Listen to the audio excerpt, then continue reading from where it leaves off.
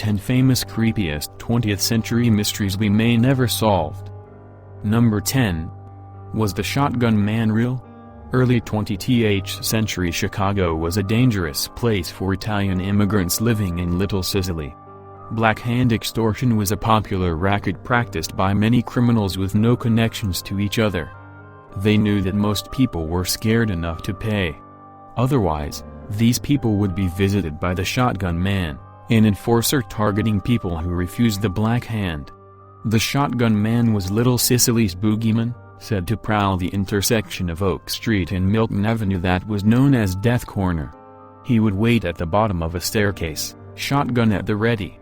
As soon as his victim came into view, the shotgun man opened fire. Then he disappeared before anyone realized what had happened. It's been over a century since the shotgun man roamed the bloody streets of Chicago, and his legend has been growing steadily ever since. Nowadays, people say that he killed over 100 victims. He was so feared that he could casually walk the streets, gun in hand, even after a murder, without anyone reporting him. These are almost certainly the exaggerations that occur with most myths over time. Some murders ascribed to the shotgun man never occurred. Others had no distinguishable connections between them. The city was undoubtedly rife with crime, but there's no evidence to place most of it on the shoulders of just one man. Number 9. How did Natalie Wood die? The story of actress Natalie Wood's mysterious death is well known by this point. On the night of November 28, 1981, Wood was aboard a boat called the Splendor with her husband, Robert Wagner, co-star Christopher Walken, and ship captain Dennis Tavern. The following morning, her bruised body was found 1.6 kilometers away, next to a dinghy. She had a high blood alcohol level and had taken several medications. The story was that Wood had taken the dinghy out after a fight with her husband and had fallen overboard. Her death was officially labeled an accidental drowning. While that's common knowledge, many people probably don't know that the Los Angeles County coroner changed the cause of death in 2012 to drowning and other undetermined factors. This was the result of police reopening the case after a 30-year hiatus. Rumors always persisted that Robert Wagner had played some kind of role in his wife's death. The captain of the ship spoke out after decades of silence, claiming that Wood's death was the direct result of a fight with Wagner. Unfortunately, the captain did so in a new book, leading to accusations of his profiting from Wood's death. After the new investigation, the medical examiner concluded that some bruises on Wood's body were likely to have appeared prior to her going in the water, but that it was impossible to say with certainty. Her case is still open. Number 8. Who killed Bob Crane? Bob Crane became a household name after landing the lead role in the sitcom Hogan's Heroes. In 1978, the 49-year-old actor was found bludgeoned to death in his apartment. He also had an electrical cord tied around his neck. Although the murder weapon was never identified, the most likely candidate was a camera tripod. Police suspicion immediately fell on John Henry Carpenter, a friend of Crane who sold video equipment. After his death, it came to light that Crane routinely picked up women and filmed himself having sex with them, often joined by Carpenter. The latter was in town spending time with Crane, and blood smears were found on Carpenter's rental car. Fearing lack of evidence, the prosecution initially declined to charge Carpenter. It wasn't until 1992 that he was charged with Crane's murder after DNA testing on the blood became possible. However, the tests were inconclusive and the defense successfully argued that many other people, including filmed women and their angry partners, had motive to kill Crane. Carpenter was acquitted but remained guilty in the eyes of the public. Things took a new turn in 2016 when a news anchor successfully petitioned authorities to do another DNA test using modern technology. The results showed that the blood on Carpenter's rental car didn't belong to Bob Crane. The actor's son, Robert Crane Jr., was visibly surprised by the results. He then directed suspicion at his stepmother, Patricia Olson, who was the sole beneficiary of Crane's will. Number 7. What happened aboard the Carroll Deering?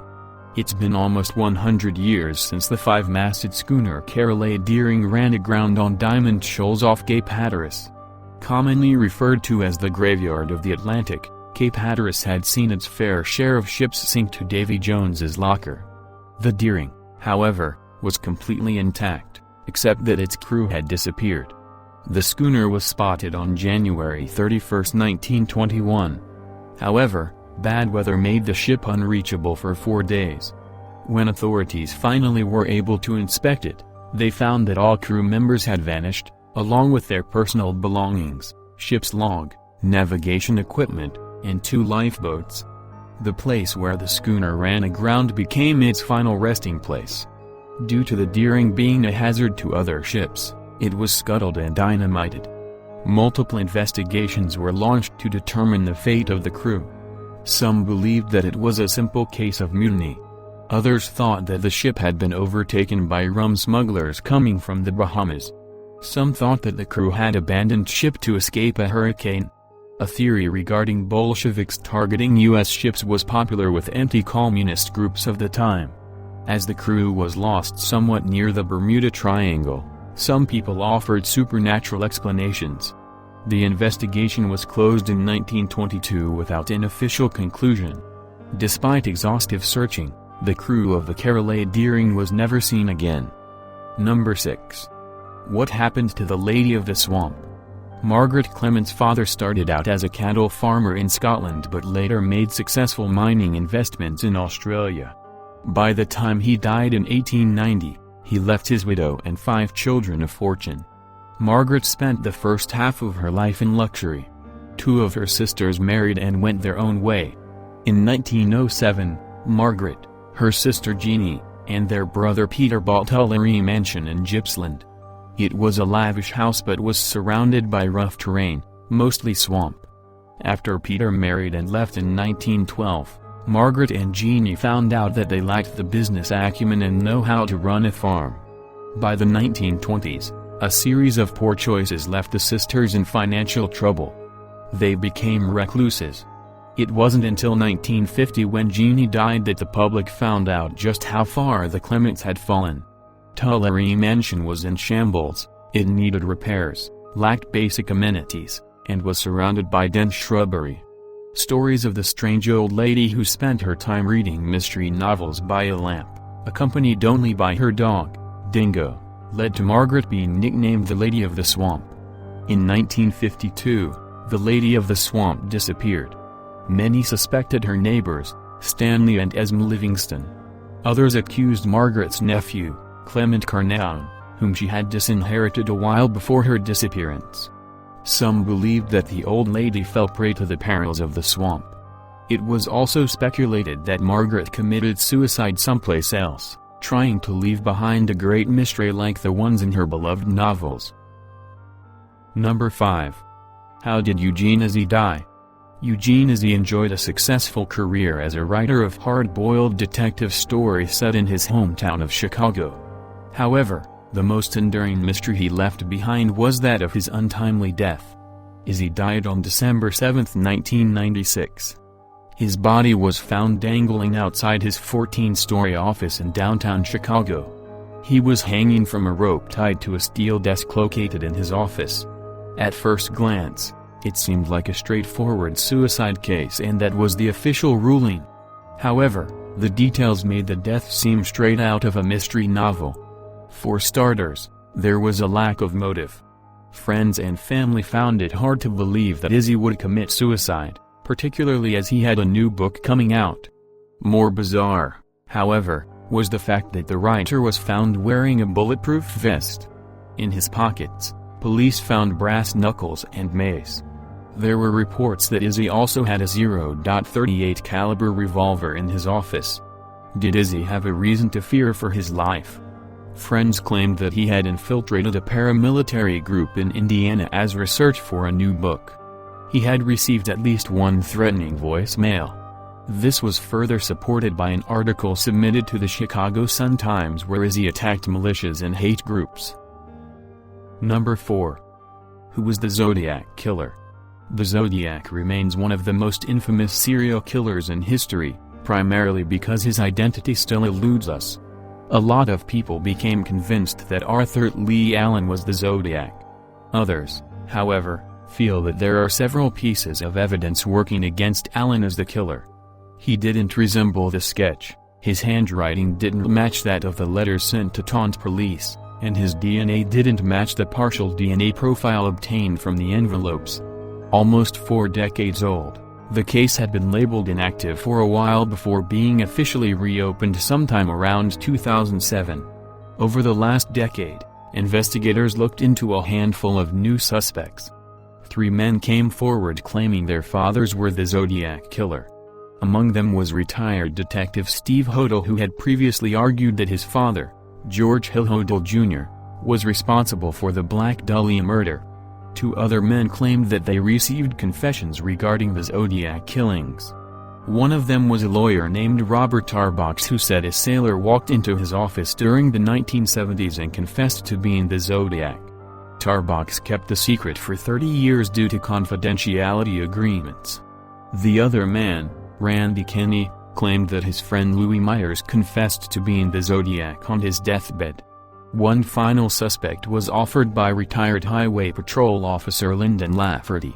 He is part of a group of retired officers turned amateur sleuths called the Mandamus 7. They identified Zodiac as a former real estate agent living in Fairfield, California, who died in 2012. The group presented him under the pseudonym George Russell Tucker. The Mandamus 7 claimed that there was a conspiracy behind the investigation. Tucker's wife was having an affair with a judge who diverted investigators' attention. Number 3. What happened to the girl in the green Mac? On August 18, 1944, 6-year-old Sheila Fox was heading home from school in Bolton, Lancashire. However, she never arrived that night. Police and volunteers organized a search party but couldn't find any trace of Sheila.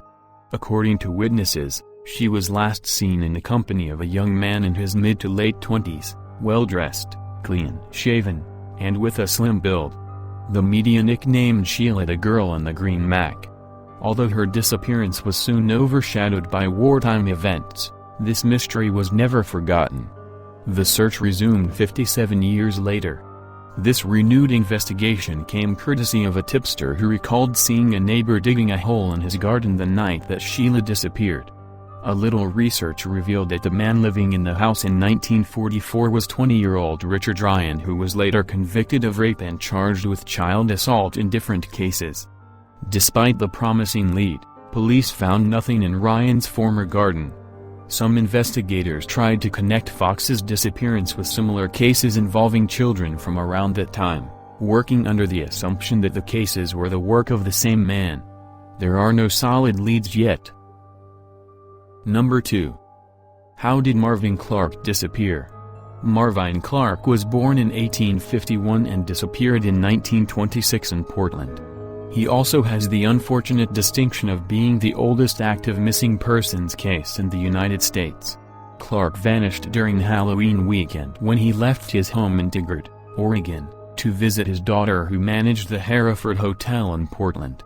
Initially, papers reported that Clark went to Portland by stagecoach and disappeared sometime during or after the ride. The story was later corrected to say that Clark traveled by bus and was last seen getting off at the terminal in Portland. There were some alleged sightings of Clark over the years. The first solid lead, however, didn't come until 1986 when a John Doe was discovered in the woods between Tigard and Portland. He had a few era-appropriate items but was also found with a revolver and a spent casing. This, along with a bullet hole in his skull, led examiners to rule his death a suicide. Clark's granddaughter, Dorothy Willoughby, came forward to suggest that the John Doe might be her grandfather. However, there was no way to make a positive identification at the time. Willoughby died in 1991, and the case went cold again. It wasn't until 2011 that the case was reopened.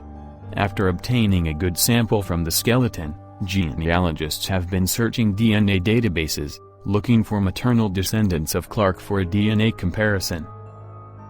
Number 1. What happened to Dorothy Arnold? On the morning of December 12, 1910, 24-year-old New York socialite Dorothy Arnold went out shopping. She roamed Fifth Avenue for a bit before running into a friend named Gladys King. Upon leaving, King noted that Arnold planned to walk through Central Park. King was the last person to see Dorothy Arnold. By that evening, the Arnold family realized something was wrong.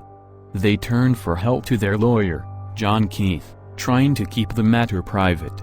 Keith advised them to hire Pinkerton detectives to look into Dorothy's disappearance discreetly. Investigators checked out Arnold's usual spots. They also visited local hospitals, jails, morgues, and even insane asylums but found no trace of her. Detectives also considered the possibility that she had eloped with a secret lover to Europe. Pinkerton detectives went overseas but found nothing. The Arnolds knew Dorothy's lover, George Griscom Jr. He was vacationing with his family in Florence when Dorothy disappeared. The Arnolds went to see him but found no trace of their daughter. Reluctantly, after 6 weeks with no leads, the family alerted the police. Even more reluctantly, they agreed to tell the public and offer a $1,000 reward. 2 ransom notes were dismissed as hoaxes. So was a postcard signed by Dorothy. Some believed that she had committed suicide, either because of her forbidden affair with Griscom or her failed writing career. Her father thought that she had been killed in Central Park and dumped in the water reservoir. A convict claimed that he was paid to get rid of a body matching Arnold's description. One popular theory opined that Dorothy had died getting an illegal abortion and her body had been cremated. There were plenty of tips regarding Arnold's disappearance, but none of them panned out. If you enjoy video, please subscribe my channel. Thanks for watching.